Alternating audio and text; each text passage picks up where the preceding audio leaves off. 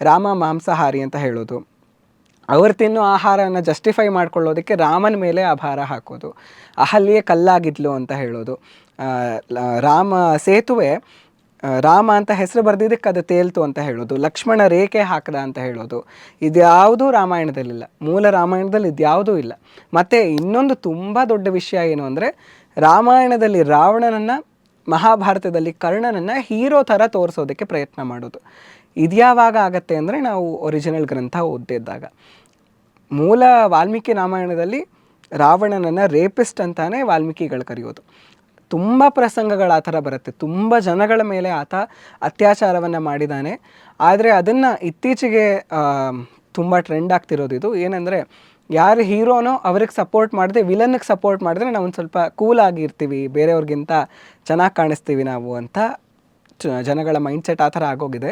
So ಈ ಥರ ತುಂಬ ಮಿಸ್ಕನ್ಸೆಪ್ಷನ್ಸ್ ರಾಮಾಯಣದ ಬಗ್ಗೆ ಇದೆ.